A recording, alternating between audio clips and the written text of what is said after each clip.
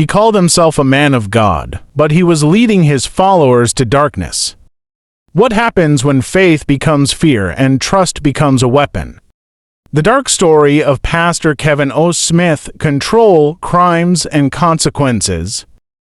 In Montego Bay, Jamaica, Pastor Kevin O. Smith of Pathways International Kingdom Restoration Ministry appeared to many as a holy, devoted man of God, but behind the doors of his church, Smith built something far more dangerous, a cult where obedience, fear, and secrecy replaced faith and freedom.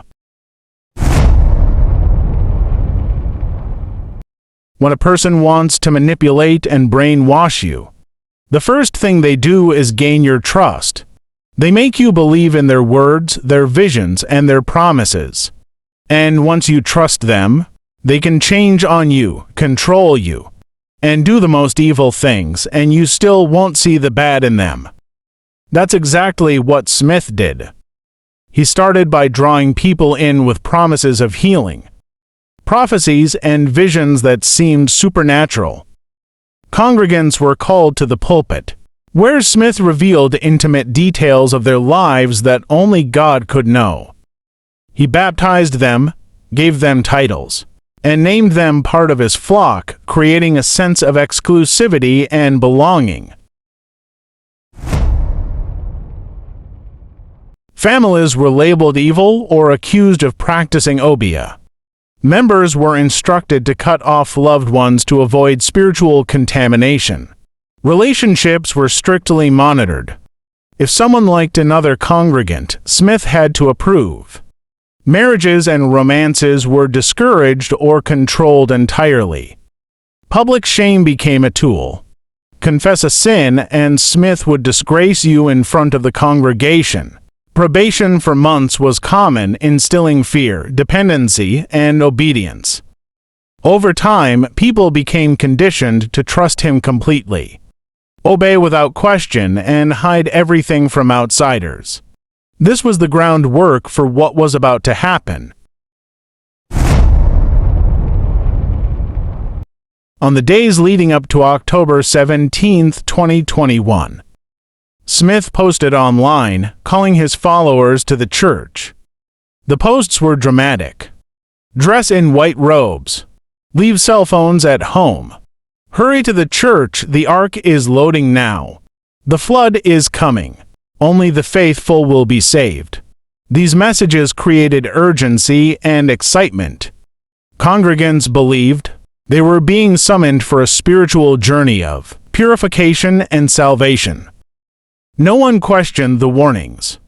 No one doubted the authority of the crown bishop.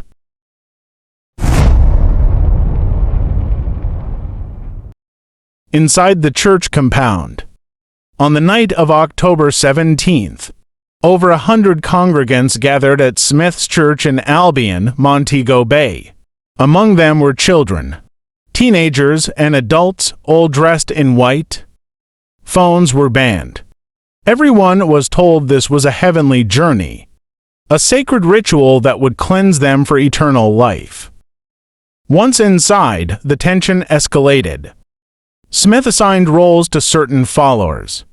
Witnesses later said that Andre Ruddock, as reported in some accounts, was instructed to carry out specific acts of rituals under Smith's direct supervision.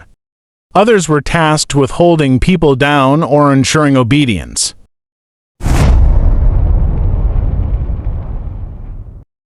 First, congregants were brought to the center of the room. Smith asked them questions like, "Is your blood clean? Do you believe I am the resurrection and the life?" When someone hesitated or questioned him, he publicly shamed them. The fear in the room was palpable. No one dared to disobey. Senior members, under the orders, began stabbing and slashing other congregants who were told they were going on a heavenly journey. Two people were killed inside the church. A man and a woman identified in reports as Tanika Gardner and Michael Brown. In one instance, Michael Brown, who was ill, was allegedly told he needed to die to be resurrected. Smith reportedly removed life support equipment, causing his death. Andre Ruddock reportedly carried out the stabbing of Gardner under Smith's instructions. Witnesses said she did not scream but made a choking sound as she fell. Other members were forced to kneel, stripped of their dignity, and threatened with death if they tried to resist. Children were present throughout this horror, and 14 were later rescued by authorities. The church floor were covered in blood, and screams filled the air. A congregant who had snuggled a phone alerted authorities. Police arrived, expecting chaos. Shots were fired inside the church. Officers returned fire. One additional person were killed during the raid. Knives, machetes, and other weapons were seized. Over 40 members were detained in connection to the ritual.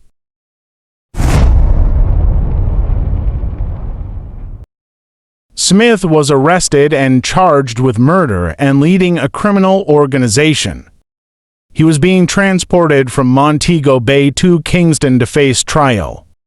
During the trip, Smith allegedly assaulted the police officer in the vehicle. The vehicle crashed, killing him and the police constable. A coroner later ruled the crash was caused by Smith's own unlawful and dangerous action.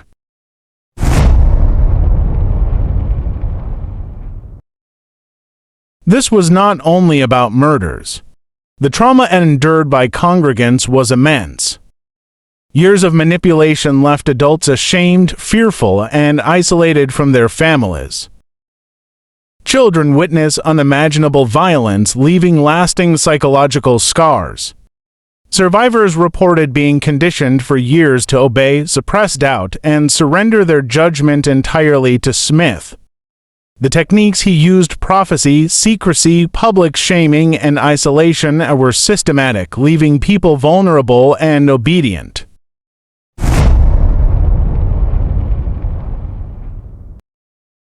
This story shows how spiritual authority, fear, and secrecy can be weaponized to devastating effects.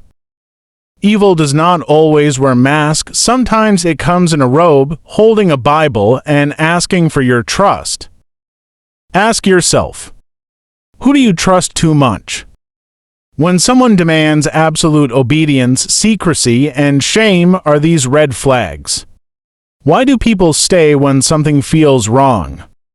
Because silence allows evil to grow. Put you back into the ground from whence you came, it means I'm going to have to send you on to hell very, very quickly. And I know many of you say, oh, this man is talking all kind of thing to kill people. I didn't say that to go kill nobody. I said you need to defend your life. And some of you have been brainwashed so long, you don't even realize that you have the right to defend your life. The time to pick up the sword is now. Remember that Yeshua walked with his disciples who had their sword. He told them to put it up because the time will come when you're going to need to pull it out. And so that time is now. And if I bow to the beast system, okay, see.